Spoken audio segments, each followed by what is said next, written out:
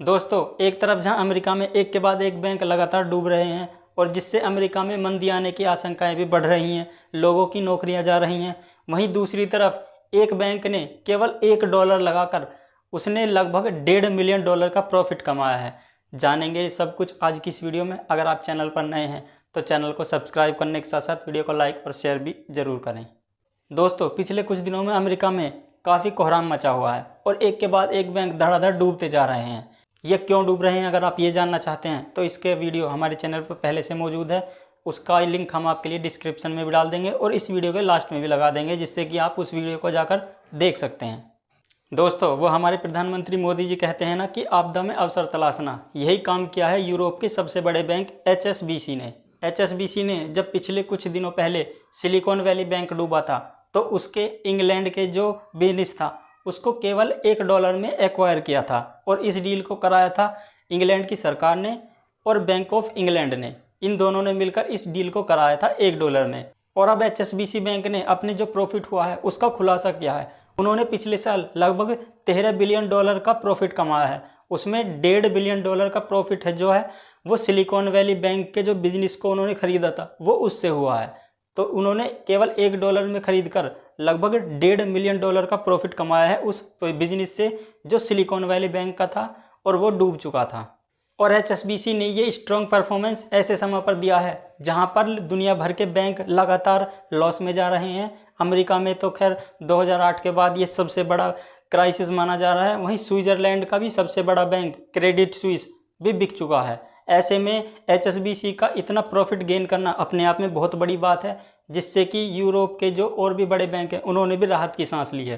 क्योंकि US का जो बैंकिंग क्राइसिस हो रहा है उसका इम्पैक्ट कम से कम यूरोप के बैंकों पर नहीं जाएगा। और अगर बात की जाए भारत के बैंकों की तो भारत के बैंकों पर भी ये क्राइसिस का कोई फ़र्क नहीं पड़ेगा, क्योंकि भारत के जो बैंक हैं उसमें जो इन्वेस्टर हैं वो बेसिकली घरेलू इन्वेस्टर्स होते हैं, जो लोग अपनी जमा पूंजी, अपनी बचत की जमा पूंजी को बैंकों में जमा करते हैं और वो लॉन्ग टर्म के लिए उसको जमा करते हैं। इसीलिए भारतीय बैंकों की पोजीशन बहुत स्ट्रॉन्ग है।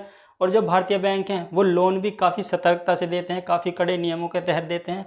और वो जो बॉन्ड भी इशू करते हैं वो भी सरकार के थ्रू ही इशू करते हैं, जिससे कि भारतीय बैंक काफ़ी ज़्यादा स्ट्रॉन्ग स्थिति में है और भारतीय बैंकों पर इसका कोई भी असर देखने को नहीं मिलेगा। और अगर बात HSBC के फ़ायदे की जाए तो HSBC बैंक बहुत बड़ा बैंक है और ये लगभग पूरी दुनिया में ऑपरेट होता है। भारत में भी इसकी काफ़ी सारी शाखाएं हैं, लेकिन भारत में इसकी जो ब्रांचेस हैं वो उतना ज़्यादा बड़ी नहीं है, बहुत ही छोटे लेवल पर काम करता है। और HSBC बैंक को जो सबसे बड़ा फ़ायदा हुआ है वो हुआ है एशियन मार्केट से, क्योंकि एशियन मार्केट में सबसे बड़ा इन्वेस्टर चीन की इंश्योरेंस कंपनी पिंग इन है। और चीन की जो ये कंपनी है ये चाहती है कि HSBC बैंक अपने एशियन बिजनेस को यूरोप के बिजनेस से अलग कर दे, क्योंकि जो यूरोप और अमेरिका में जो इस बैंक को घाटा होता है वो घाटा ये एशियन मार्केट से कवर कर लेते हैं और जिससे जो एशिया के जो इन्वेस्टर हैं उनको प्रॉफिट कम होता है। इसीलिए ये कंपनी चाहती है कि HSBC बैंक अपने एशियन बिजनेस को यूरोप के बिजनेस से अलग कर दे, जिससे एशियन के जो इन्वेस्टर हैं उनको ज़्यादा फ़ायदा होगा।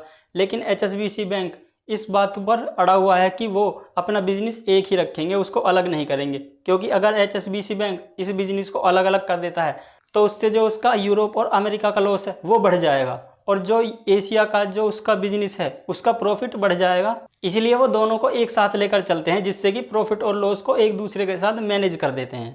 हालांकि अभी इस निर्णय पर फैसला होना बाकी है और इसकी फ्राइडे में एक मीटिंग होनी है जिसमें कि ये वोटिंग की जाएगी कि इसको अलग किया जाए या फिर इसको एक ही रहने दिया जाए। और HSBC बैंक ने भी इन्वेस्टरों से ये अनुरोध किया है कि वो बिजनेस को एक साथ रखने के लिए ही वोट डालें। लेकिन अगर बात की जाए एशियन इन्वेस्टर्स की तो वो चाहते हैं कि एशिया का जो बिजनेस है वो पूरी तरह से अलग हो जाए, जिससे कि एशिया के इन्वेस्टरों को ज़्यादा मुनाफा हो। तो दोस्तों, आज की इस वीडियो में इतना ही। वीडियो कैसी लगी कमेंट में अपनी राय ज़रूर दें और वीडियो को यहाँ तक देखने के लिए आपको बहुत बहुत धन्यवाद।